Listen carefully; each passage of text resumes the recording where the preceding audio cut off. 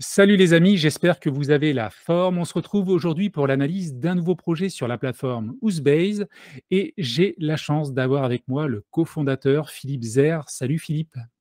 Salut Laurent. Écoute, merci d'avoir répondu à ma sollicitation. Alors, on va donc analyser un projet qui se passe à Bourg-en-Bresse. Mais juste avant, peut-être pour présenter la plateforme, parce que je sais que vous avez créé la plateforme il n'y a pas si longtemps que cela, est-ce que déjà tu peux toi te présenter? Et puis, on va présenter après la plateforme. Je pense que c'est important pour les abonnés de cette chaîne. Ouais, carrément, avec plaisir. Du coup, alors moi, c'est Philippe. Moi, je suis un des cofondateurs de Housebase. Et donc, nous, ce qu'on propose, c'est une solution d'investissement en club deal immobilier. Donc, en fait, on est une structure, on s'est lancé en 2022.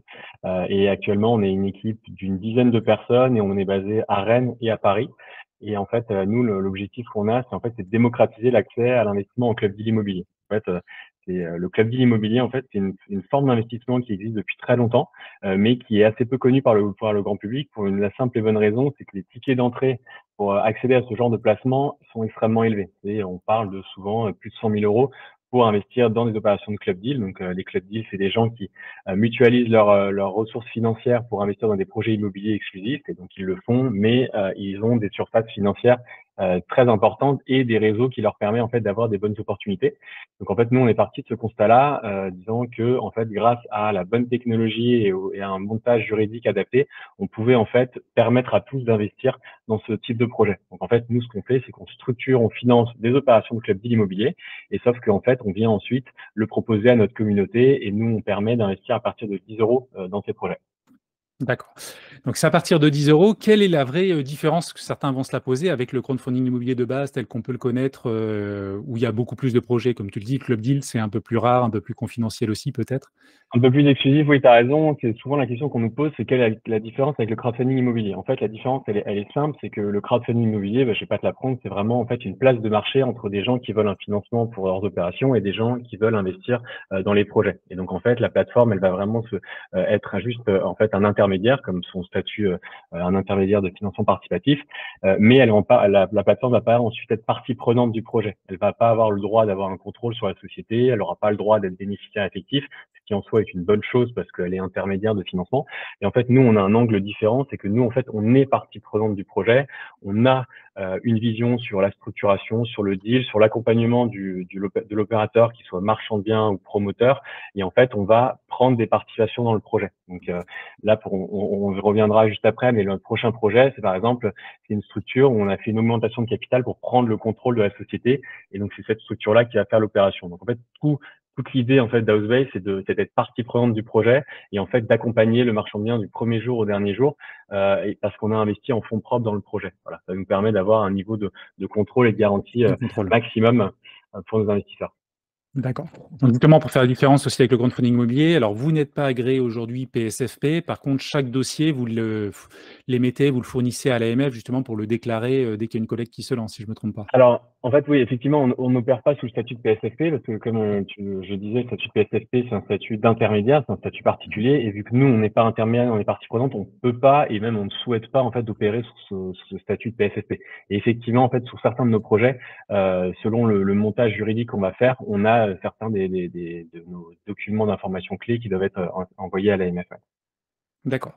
Vous avez lancé le projet en 2022. C'est ça. 2023, vous avez lancé quelques premiers projets qui étaient un petit peu des agrégations d'autres projets de crowdfunding immobilier pour valider un petit peu la tech. Est-ce que tu peux nous en dire un petit peu plus sur les étapes, donc depuis Ouais, 2022 bien sûr. jusqu'à aujourd'hui?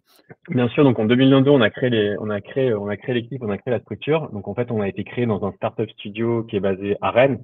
Mes deux cofondateurs sont d'ailleurs les cofondateurs du startup studio. Donc un startup studio, c'est une boîte qui crée des startups. Donc il y a toute une équipe en interne, un savoir-faire en interne pour aller créer une entreprise. Et ensuite après, la startup prend son envol et devient indépendante.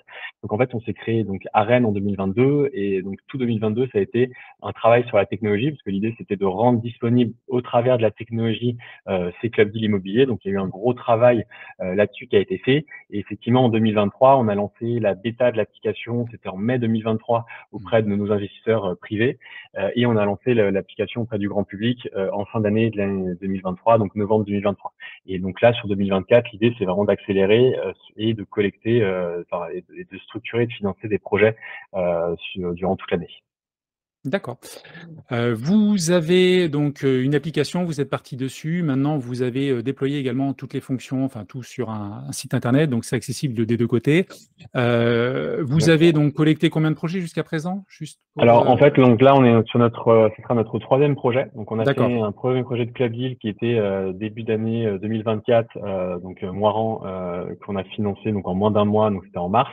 Là, on arrive sur d'accord, notre deuxième projet de Club Deal et on avait fait aussi une opération l'année dernière avec notre cercle d'investisseurs qui était un appartement en achat-revente à Rennes qu'on a fait nous en direct en tant que marchand de biens. d'accord.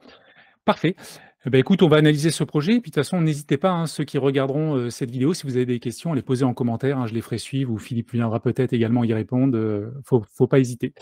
Avec plaisir. Donc sur le site, donc on retrouve ce projet-là, donc Le Bressan, sur, Bourg-en-Bresse. Donc on va analyser la plaquette, hein. Je te propose qu'on partage cela et puis qu'on regarde un petit peu ce projet. Alors c'est un projet, une collecte, pas trop conséquente, mais Hum, suffisamment conséquente quand même, 349 000 €. Donc la collecte aura lieu demain. Alors je me c'est souviens ça. plus de l'heure. C'est à quelle heure que la collecte À commence partir de 10 à. heures qu'on C'est à lance 10 cette heures, collecte. d'accord. On est sur une rentabilité de 10,3%, sachant que pour les personnes qui veulent découvrir la plateforme, il y aura un petit code bonus. Alors, c'est un lien affilié, mais ça vous permettra d'obtenir 1% supplémentaire sur vos premiers projets, donc sur les 6 premiers mois. Vis-à-vis de ce projet, donc on est sur une durée maximale de 18 mois, mais tu vas rebondir dessus après. J'aurai des petites questions. Il y a 2 scénarios qui sont envisagés, Hum, même s'il y en a un qui est privilégié. Et ça concerne une opération de marchand de biens classique, achat, revente d'un immeuble de rapport, on peut dire. exactement. Alors voilà l'immeuble. Après, on va aller sur Google Maps, hein, et puis n'hésite pas à rebondir également. Là, Mhm. je commence juste la description. Donc, on est sur, donc en rez-de-chaussée, il y a un local commercial. On est en R+2, sachant qu'il y a également des combles. Donc ça a aussi son importance, parce que c'est une certaine valeur au niveau du prix au mètre carré. Et donc, on a sur le premier étage, donc on va avoir deux plateaux, deux de 55 mètres carrés au premier et au deuxième étage, avec la possibilité donc de créer un T2 pardon, et deux studios et une surface, comme je disais, aménageable de 65 mètres carrés. On va revenir là-dessus. Concernant la sortie, donc il y a deux scénarios de sortie, sachant que sur un, il y a déjà une préco qui est à 100%, si je ne me trompe pas. Exactement, il y a une préco qui est à 100% pour une revente en bloc en fait de l'immeuble. Nous, on sélectionne vraiment toujours les opérations avec le maximum de garantie. Et donc cette opération-là, donc elle est 100% précommercialisée. Et j'ai reçu cette semaine la confirmation en fait que le financement de l'acquéreur avait déjà été validé par sa banque. Donc voilà, donc on est sur un financement qui est validé et pour une commercialisation à 100% pour une revente en bloc. D'accord. Et le point important qui me semble voilà, indispensable d'évoquer maintenant, tu l'as dit déjà un petit peu en Mm. introduction, votre souhait, votre voilà, l'angle, la stratégie, c'est de prendre un petit peu le contrôle de la société opératrice, c'est ce qui est noté ici. C'est pour ça que vous n'allez pas, et on en reparlera peut-être aussi en fin de vidéo, ou on va peut-être le faire maintenant, parce que c'est une question qui, moi également, au début, m'a amené à certaines réflexions, c'est que votre garantie, en fait, c'est le fait d'entrer au capital de la société opératrice pour en devenir, en fait, majoritaire et donc assurer la fonction de présidence. C'est bien ça? Exactement. Alors là, effectivement, c'est le montage qu'on a privilégié sur cette opération-là, parce qu'en fait, c'est des associés qu'on a depuis longtemps, du coup, Charles et Antoine. Et en fait, c'était une façon, en fait, de pérenniser ce partenariat et d'assurer le maximum de garanties pour nous et nos investisseurs. Mais effectivement, nous, en gros, ce qu'il faut comprendre, c'est qu'on est vraiment sur la logique du club deal immobilier. On n'est pas sur du crowdfunding en étant juste par intermédiaire de financement. On n'est pas intermédiaire de financement. Mais en fait, on va vraiment être partie prenante de l'opération. Et après, ça peut prendre différentes formes. Et notamment, une des formes, c'est effectivement de rentrer au capital de la société. C'est ce qu'on a fait pour cette opération-là avec la société des porteurs de projets. Mais c'est une des formes qu'on utilise en fait pour avoir un contrôle. Mais ce qu'il faut retenir, c'est que toujours nous, on sera partie prenante et on a toujours un contrôle sur le déroulement de l'opération avec l'opérateur. D'accord. Donc du coup, c'est l'apport justement et c'est la garantie Mmh. justement que vous allez pouvoir superviser toutes les opérations, les entrées, sorties également côté trésorerie. Et donc, il n'y a pas, contrairement au crowdfunding immobilier, d'hypothèque de premier rang ou de fiducie. C'est vraiment donc une intervention en justement en supervisant et en ayant ce rôle de présidence. Donc ça, je C'est pense que c'était exactement ça, en important de fait. le ouais, vas-y, excuse-moi. Eh ben, non, non, tu as raison, c'est exactement ça. En fait, c'est un peu c'est un peu l'essence qu'on a, nous, c'est l'essence du club deal, c'est d'être partie prenante et ça permet, en fait, d'avoir un niveau de garantie qui est quand même assez important en étant dans la société. Parce qu'en fait, à partir du premier jour et jusqu'au dernier jour de l'opération, en fait, on sait ce qui se passe, on voit les flux, on connaît la stratégie de commercialisation, on sait, quand il y a des choses qui se passent bien et on va très vite identifier si demain, il y a des choses qui ne devaient pas se passer comme prévu, se passer différemment du plan. Et en fait, avec notre équipe, on est aussi en accompagnement avec les opérateurs pour être certain que l'opération se déboucle dans les meilleures des conditions et que nos investisseurs, les gens qui ont investi à nos côtés dans les projets, et ben en fait, ils puissent retrouver leur investissement à la fin. Donc c'est vraiment d'avoir un maximum de garanties. D'accord. Quand vous indiquez que vous êtes partie prenante, il y a l'aspect, supervision, on en a parlé. Est-ce que vous allez aussi, dans certains projets, peut-être mettre des fonds propres ou, investir également en Ouais, parallèle des investisseurs? Oh, d'accord. Et c'est le ça cas c'est sur le cette cas. opération? Je ne crois pas. En, C'est en- le cas ici? alors, c'est le cas ici, et c'est le cas à chaque fois en fait. Si tu veux, nous, comment on structure et comment on finance les opérations. Donc en fait, dès qu'on sélectionne les opérations, donc selon un cahier de charge qu'on a, et on sélectionne certaines opérations, donc dans lesquelles on veut investir. Et en fait, après, on va investir en fonds propres dans le projet. Donc là, l'étape 1, c'est Housebase qui investit en fonds propres dans le projet. Et ensuite, après, une fois qu'on a investi dans le projet, on vient proposer ce projet à notre communauté d'investisseurs. Donc en fait, la communauté d'investisseurs peut investir à nos côtés dans le projet, mais c'est nous qui avons à la base en fait investi nos fonds propres dans l'opération.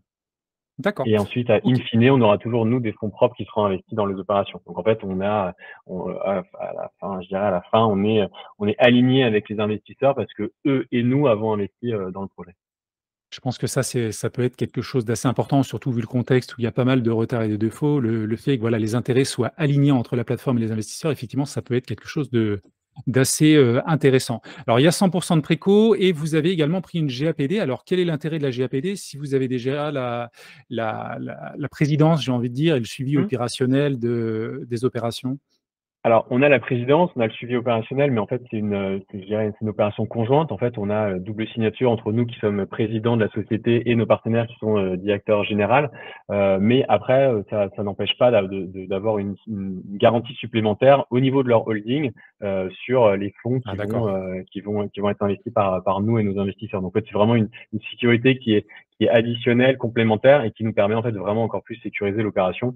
Mais on sait que juste une GAPD, bah, ça aurait été quelque chose qui était, comme on le voit, hein, moi je suis également investisseur en crowdfunding, juste la GAPD toute seule, c'est souvent pas forcément la meilleure des garanties, mais en fait, avec ce montage-là, plus la GAPD, ça me semble être le plus sécurisant. D'accord. Donc, GAPD sur la holding. On reviendra sur les forces et les points d'attention du projet donc à la fin. Donc on va peut-être regarder un peu plus dans le détail le projet. Donc on est à Bourg-en-Bresse. C'est une ville donc qui compte 41 000 habitants. Bon, salaire moyen, j'aime bien regarder ça, 25 000 €. Alors on va peut-être aller directement à l'adresse. Je vais aller sur, Mhm. hop, Google Maps. Alors déjà vis-à-vis de l'évolution de la population, c'est quand même voilà une ville qui gagne quand même depuis, 2010 un petit peu de population, donc ça c'est intéressant. Alors la localisation, on est quand même quasiment, je pense qu'on peut le dire au centre ou en hypercentre, hein, parce qu'on On est en hypercentre, juste à ouais, côté de la cathédrale, dans une rue piétonne, on est vraiment en hypercentre de Bourg-en-Bresse. d'accord. Et donc ça concerne donc ce bâtiment-là. Alors on précise que les Mm. images datent d'août 2015, donc ça 15. date un petit peu, voilà. Il y a un Je commerce au rez-de-chaussée. C'est voilà, le commerce est effectivement, on le verra sur les photos, mais on a un commerce, la papeterie qui est au rez-de-chaussée. Donc voilà, ça a bien changé depuis 2015. c'est une rue commerçante, assez sympathique, rue piétonne. Bon, j'imagine que la voiture peut peut-être, plus passer, la voiture Google. Hem, OK. Alors je vais descendre un petit peu et bah, directement alors ça, c'est très intéressant, hein, je te l'ai dit même en introduction avant de, Ouais. voilà, de lancer la vidéo, d'avoir ce suivi un petit peu où on a le prix du marché, fourchette basse, moyenne et haute et puis on a également donc, différents éléments, ça c'est assez intéressant. Donc le prix d'acquisition, acheté à 1 240 €, donc bien acheté, quasiment 25 en dessous du prix du marché. Mm. Du prix bas, ouais. Du prix bas, oui, de la fourchette basse du prix marché et donc le scénario 1 qui sera une, revente en bloc, là où on a de la préco aujourd'hui, c'est de revendre, bah, la globalité avec un prix, au mètre carré de 1 596 €. C'est ça, hein? Exactement, c'est ça. C'est pour des investisseurs qui vont pouvoir ensuite, en fait, avoir un immeuble qui a un local commercial dont le bail a été reconduit, donc où il y a du rendement locatif, et ensuite aux étages de pouvoir en fait aménager des studios et un T2 et ou aménager les combles et ou même refaire une opération de marchand et le revendre derrière. En fait, on a acheté à un prix tellement intéressant qu'on vend à un prix qui est très intéressant, qui permet en fait même de refaire une opération de marchand pour l'investisseur suivant s'il le souhaite, ou faire du Ouais, locatif. Donc en fait, il y a vraiment tout qui peut être possible pour l'acheteur. d'accord. Le scénario 2, ben, on va y revenir juste après. Et puis, Mhm. on a également un marché qui se tient plutôt pas mal hein, sur la commune, hein. Souvent, on peut voir à 2 ans, 1 an, du moins 10%. Là, voilà, moins 3% depuis 1 an, ça reprend un petit peu. Donc ça, c'est aussi intéressant vis-à-vis du marché. Vous avez fait une analyse également du marché pour vérifier bah, cette cohérence hein, du prix de sortie. Et bah, là, on a un visuel, effectivement, Voilà. du bien. Alors, cette partie-là ne concerne pas le projet, hein, c'est ça? Exactement. C'est vraiment le local commercial et ensuite en R+1, R+2, mais du côté gauche. D'accord. R+1, R+2, donc on va y revenir un petit peu. Donc ça, c'est des plateaux aujourd'hui. Il y aura une rénovation importante. Alors, est-ce que c'est un rafraîchissement que du second œuvre ou il y a vraiment un petit peu de... C'est un plateau vierge, hein? Alors ça, c'est vraiment seulement si on est sur le scénario 2. Donc le scénario 1, tu le disais, c'est une revente à la découpe, en gros, sans travaux, donc qui est déjà pré-commercialisé. Et effectivement, si ce scénario, alors même qu'il est pré-commercialisé et que le financement était validé, il devait pas aboutir pour raison X ou Y, on travaille toujours, nous, sur un scénario 2, un scénario de repli. Et le scénario 2 de repli, c'est une revente à la découpe. On verra aussi même le prévisionnel. Et cette revente à la découpe, en fait, on a budgété 30 000 euros de travaux. C'est juste en fait une réorganisation de la cage d'escalier pour pouvoir avoir le maximum de surface habitable dans les studios en fait. Donc je dirais, c'est un rafraîchissement de la cage d'escalier et avec déplacement de deux cloisons pour ensuite maximiser les surfaces au sol, mais c'est pas des gros travaux. D'accord. Donc, on retrouve là les 2 scénarios ici. Le 1er scénario, donc avec un prix de vente à 415 000 € et évidemment le scénario 2 où là, on va aller chercher, plus 540 000 €, c'est noté ici. Effectivement, donc il y a 4 lots, globalement, Mm. revendus à la découpe. Mais ma question concernait aussi, plutôt l'aspect plateau. Donc s'il y a un volume de travaux, c'est des plateaux vierges ou c'est juste, il y a déjà Ouais, une distribution des il y des a, cloisons et il y c'est a une déjà grosse une discussion des rénovation? cloisons. Ouais, Il y a déjà une d'accord, discussion des cloisons, mais il faudra un travaux des travaux pour vraiment mettre ça au goût du d'accord. jour, ou en tout cas de mettre ça au goût au standing qui souhaite pour la revente, mais c'est des plateaux qui sont déjà, les cloisons sont déjà en place. D'accord. Donc l'option 1, scénario 1, évidemment, pour des marchands de biens, c'est de récupérer aussi, voilà, du «cash» entre guillemets rapidement, pour revendre plus rapidement. Donc il y a une marge un petit peu plus faible aux alentours de 15. Après évidemment, si on part sur un Mmh. scénario 2, de vente à la découpe, ça sera sûrement plus long en termes de durée. D'ailleurs, vous l'avez mis juste en dessous, c'est 6 mois pour le scénario 1 et 18 mois sur le scénario 2. Et là, cette vente à la découpe, effectivement, permet d'augmenter la marge, de manière assez conséquente, quoi, à 27. Mmh. Exactement. Quand on regarde sur le scénario 2, en fait, vu qu'on a en rez-de-chaussée, du coup, un bail commercial qui a été renouvelé et qui rapporte 28 000 € par an, on a un haut niveau de confiance, je dirais, dans cette Ouais, revente à 330 000 € parce que ça fait, pour l'investisseur, enfin, pour l'acheteur, ça lui fait un rendement locatif de 8,5, de 8,5%, ce qui est un beau rendement. Et en fait, rien qu'avec sur la vente de ce local commercial, on a pratiquement sécurisé déjà l'opération. On a sécurisé 330 000 sur 390 000 de prix de ouais, c'est revient. ça. Donc en fait, assez facilement, tu peux aller faire largement gonfler gonfler la marge de l'opération avec cette revente à la découpe. D'accord. OK. Je vais revenir juste ici, donc ça on l'a vu, côté foncier, donc on en a parlé, voilà la description du bien. Côté urbanisme, donc rien à faire, on touche pas à la façade, il y a juste, éventuellement dans le scénario 2 quelques travaux pour les communs. Les travaux, donc on en a parlé, et puis, bah, les 2 scénarios également, on en a parlé. Donc je vais avancer un petit peu. On a également donc nos porteurs de projets qui ont une certaine expérience également, voilà dans l'immobilier. Après, je sais pas si tu peux Mhm. nous en dire un petit peu plus peut-être sur Ouais, leur parcours aussi? alors, ouais, Antoine et Charles, en fait, ils ont une grosse expérience déjà dans l'immobilier et eux, ils sont vraiment spécialisés. Donc, ils sont basés à Lyon. Ils ont une vraie expertise et une vraie connaissance du secteur entre Dijon, Annecy et Lyon, je dirais. Et ils ont effectivement déjà fait des dizaines d'opérations et ils ont également du coup une entreprise qui permet même de faire de l'investissement locatif clé en main. Donc c'est des gens qui connaissent le métier, qui connaissent très bien la région et qui du coup ils ont toute notre confiance. C'est pour ça qu'on s'est d'ailleurs associé à eux parce qu'ils ont vraiment des profils hyper intéressants et complémentaires pour mener ce genre d'opération. D'accord. OK. On n'a pas d'état financier sur leur société. Après, est-ce que la société est créée uniquement pour ce projet ou c'est déjà une société existante? Déjà une société existante, il y a en fait 3 opérations. Donc il y a cette opération-là qui va venir. Il y a l'opération, c'était le club deal qu'on a financé et structuré il y a du coup il y a 2 mois, donc au mois de mars, qui était à Moirans en montagne, qui était dans le Jura. Oui, Et il y a encore une troisième opération qui est dans la société. Donc il y a trois opérations à date c'est ça. dans la société qui est montée avec les porteurs. D'accord. Petite question du coup, qu'on voit classiquement en crowdfunding immobilier et là je crois que ce n'est pas le cas. Donc, le projet, donc on prête 349 000 €, donc ça c'est la partie investisseur. Vis-à-vis des fonds propres, donc il y a 2 parties, si je redescends encore un petit peu. Donc il y a pas de fonds propres mis par les porteurs de projet, dans ce projet précisément Mhm. et côté, tu disais tout à l'heure également que Housebase intervient également et est partie prenante dans le projet d'un point de vue fonds propres. On le voit à quel niveau également sur le budget prévisionnel? Alors, on ne le voit pas forcément à ce niveau-là, parce qu'en fait, nous, on va structurer, financer cette opération à hauteur de 349 000 euros, et ensuite, dans un temps 2, comme je te le disais, on va proposer à notre communauté d'investir à nos côtés. Donc, en fait, c'est vraiment les gens qui vont dire, OK, est-ce qu'il y a des marques d'intérêt ou est-ce il y en a moins? Et à combien, en fait, on va pouvoir aller, je dirais, collecter auprès de notre communauté. Et c'est vraiment ça qui va ensuite faire notre rapport, en fait, de fonds propres par Housebase in fine dans le projet. Mais effectivement, tu le disais, c'est des petits projets. Donc là, on est sur des projets moins de 400 000 euros. Donc les collectes, il y a quand même un vrai intérêt pour ce type de projet. Donc c'est ce type de structuration en club deal. On travaille aussi avec des partenaires CGP qui ont aussi un vrai intérêt sur un projet qui D'accord, sera un projet 100% commercialisé, qui est assez court terme, donc il y a une vraie liquidité aussi sur ce type d'investissement. Donc en fait, on pourra le voir que à la fin de l'opération, mais on se garde toujours une poche entre 5 et 10%, si tu veux, du prix de l'opération qui reste en fonds propres par Housebase. d'accord, OK.